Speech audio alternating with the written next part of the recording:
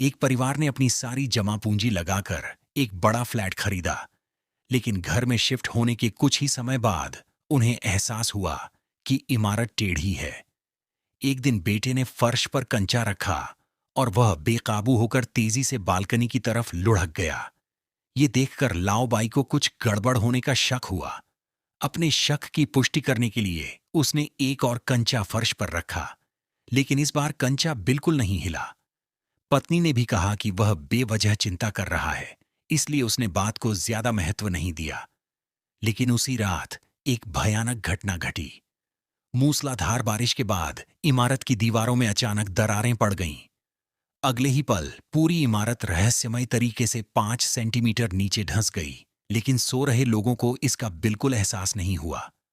अगली सुबह जब लोग उठे तो देखा कि खिड़कियों के शीशों में दरारें पड़ चुकी हैं। उधर काम पर जाने की तैयारी कर रहा लाओबाई भी हैरान रह गया, क्योंकि पहले से बिल्कुल समतल सड़क पर अचानक एक गहरी दरार दिखाई देने लगी थी। उसने तुरंत यह बात प्रॉपर्टी मैनेजमेंट को बताई और सड़क की मरम्मत करने को कहा, लेकिन नई बिल्डिंग होने के कारण और फ्लैट बेचने की लालच में उन्होंने बात को टाल दिया। समय बीतता गया और हालात और भी खतरनाक होते गए। एक सुबह तेज धमाके की आवाज से लाओबाई की नींद खुल गई। वह खिड़की के पास गया और नीचे का नजारा देखकर दंग रह गया। सड़क पर विशाल दरारें पड़ चुकी थीं और लोग जान बचाकर भाग रहे थे। वह कुछ समझ पाता उससे पहले ही पूरी इमारत जोर जोर से हिलने लगी। छत टूटकर गिरने लगी। शुरुआत में उसे लगा कि भूकंप आया है, लेकिन अगले ही पल उसका 30 साल की किश्तों पर खरीदा हुआ घर तेजी से नीचे गिरने लगा। कुछ ही सेकंड में पूरी इमारत एक विशाल गड्ढे में समा गई। भारी घर्षण की आवाजों के बाद इमारत जाकर बीच रास्ते में अटक गई। उसी समय उसकी पत्नी सब्जी बाजार से वापस लौटी। अपने नए घर को गायब देखकर उसके पैरों तले जमीन खिसक गई।